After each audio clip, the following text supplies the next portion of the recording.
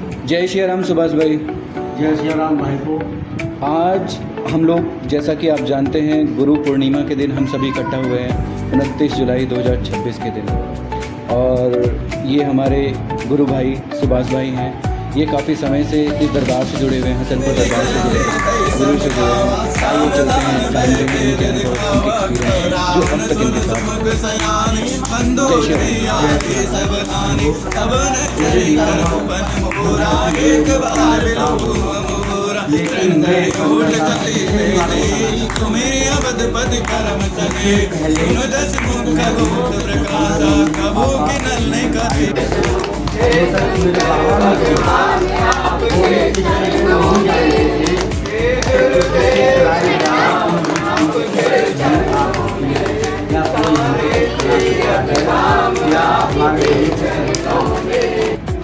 वो सिर्फ इतना जानते थे कि हम सिर्फ पूजा पाठ करते हैं तो हमारे घर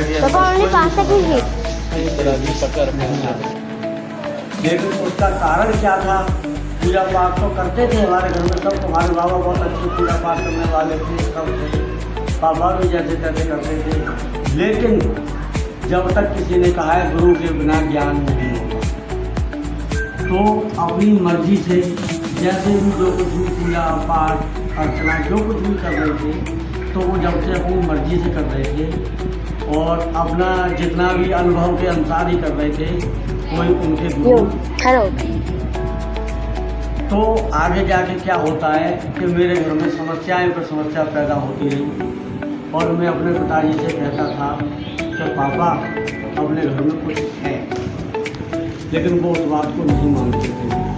मैं अपने बाबा से भी कहता था बाबा जी अपने घर में कुछ है, लेकिन वो कहते नहीं हमारे मैंने कुछ होने को कुछ गलत मुझे ऐसा एहसास होता है, मुझे पता चलता है, मुझे आवाज़ें भी लगती है कि अपने यहाँ कुछ है। रात को डराने धमकाने वाली समस्याएं थी, लेकिन उनने हमारी कभी नहीं सुनी। कोई बात नहीं जी, चलती रही कहानी। मुझे हनुमान जी की पूजा सिखा दी, मैं हनुमान जी की पूजा करने लगा।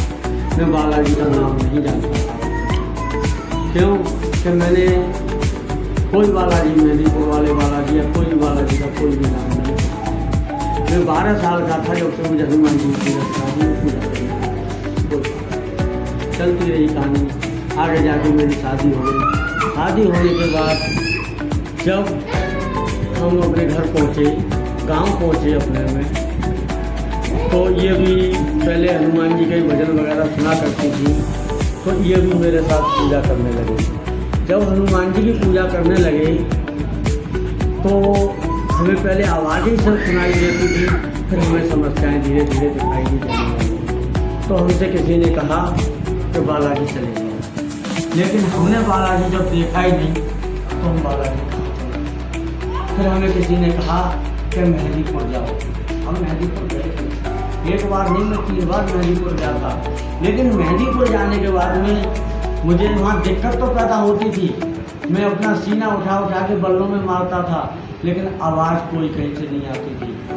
मैं कुछ समझ नहीं पाता था कि ये सब क्यों कर रहा हूँ, मैं क्यों अपना सर मार रहा हूँ, क्यों अपना बल्ले में सीना मार रहा हूँ, क्यों मैं उछल रहा हूँ, क्यों कूद रहा हूँ, मुझे कभी पता नहीं।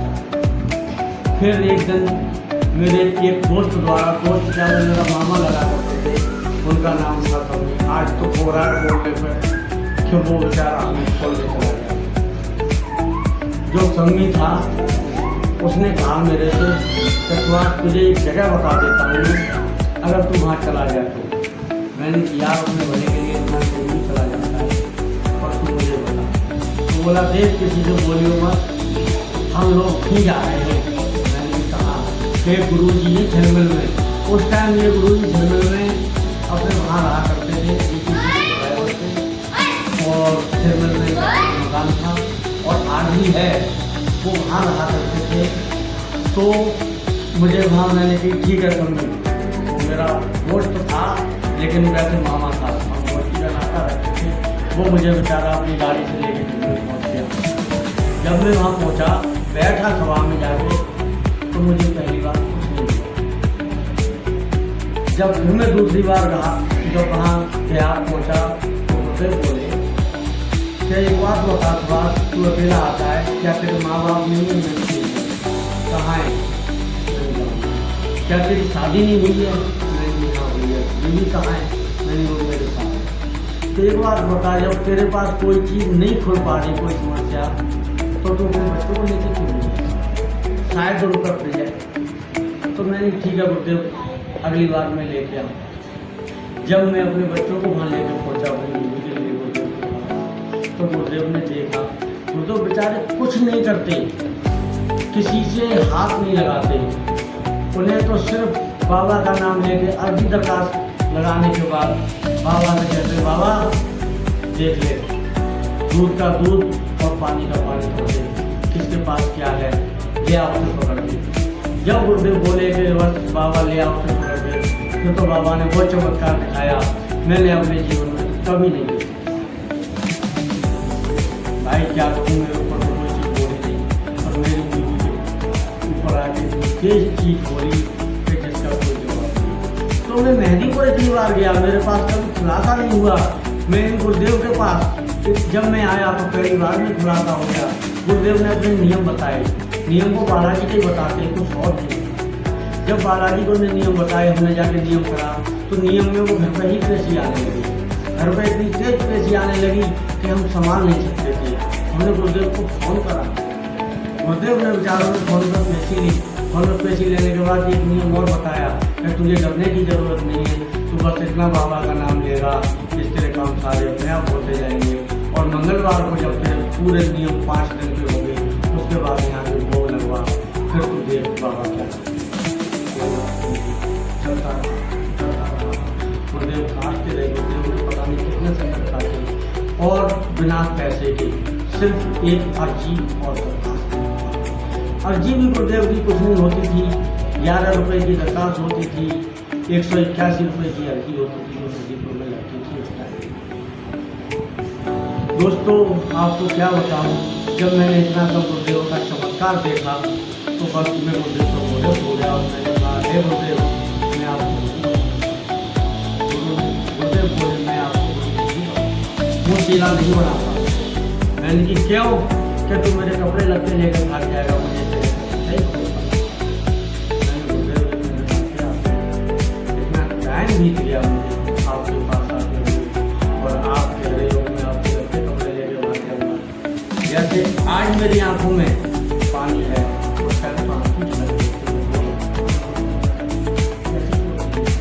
बोला नहीं, जब तक मैं किसी को फर्क नहीं लेगा, मैं अपना चेहरा बनाऊंगा ही नहीं। मैं गुरुदेव के पीछे 3 साल भागता रहा, गुरुदेव मेरी समस्या को देखते रहे, कोई रुपया नहीं, कोई पैसा नहीं, कुछ नहीं, और मैं बस एक ही बात कहता रहा कि मुझे अपना चेला बना दो, चेला बना दो। फिर बहुत दिन बाद आके बोले अच्छा मेरे साथ चल ठीक है, मैं चेला बना। तो तब से आज तक गुरुदेव ने इतनी समस्याओं का निदान किया है जिसका कोई जवाब नहीं। और मैं बालाजी के पास से आज कितनी से भी कितनी बड़ी समस्याएं आती हैं। अभी एक वाकया तुरंत का बताता हूँ, ज़्यादा से ज़्यादा 1.5 महीना हुआ है, उससे ज़्यादा नहीं। मैं गाड़ी चलाते चलाते अचानक में बीमार हो गया, मुझे नहीं पता क्या। तो मुझे जब बीमार हो गया गाड़ी में, मुझे रास्ते में छोड़ना पड़ा। तो मैंने अपनी मैडम बुलाई, अपनी बीवी, और मैंने अपनी माई को बुलाया, क्योंकि मैं रास्ते में था। तो ये मुझे हॉस्पिटल लेके पहुँच गया। मैंने कहाँ चलना है? मैंने चलना मालवी नगर दिल्ली में एक सरकारी हॉस्पिटल है। जब मैं वहाँ पहुँचा, मुझे उन्होंने डॉक्टर ने देखा, भर्ती करा, ईसीजी लगाई, सब कुछ करने के बाद बोले इसको अटैक आ रहा है, इसको तो हार्ट की प्रॉब्लम होती जा रही है। तो बस मैं होश में तो था, मैंने एक ही बात कहा था, बाबा मुझे पता है हार्ट की प्रॉब्लम आती है तो स्टेंट पड़ते हैं, तो मेरे दोस्तों को पड़ते हैं, और मेरे साथ में अगर ऐसा कुछ हो गया तो मेरे बच्चे नहीं चलेंगे, क्योंकि सिर्फ मैं ही काम करने वाला हूँ, तू देखने वाला है, सारा तेरा ही है, पर माध्यम तो तुझने मुझे बनाया है। तो मैं बाबा बालाजी महाराज का और अपने गुरुदेव की कृपा इतनी असीम मानता हूँ कि हार्ट आ रहा था, मुझे अटैक था, डॉक्टरों ने क्लियर कर दिया। क्लियर होने के बाद भी आज मैं इतना बढ़िया बैठा हूँ, ना मेरे कोई स्टेंट पड़ा, ना कोई ब्लॉकेज आई, और बस बाबा के जैसे आराम कर रहा हूँ। दवा खा के, अब तो दवा भी नॉर्मल हो चुकी है। पहले मेरी 3 टाइम की थी, 2 टाइम की हुई, अब 1 टाइम की दवा रह गई है।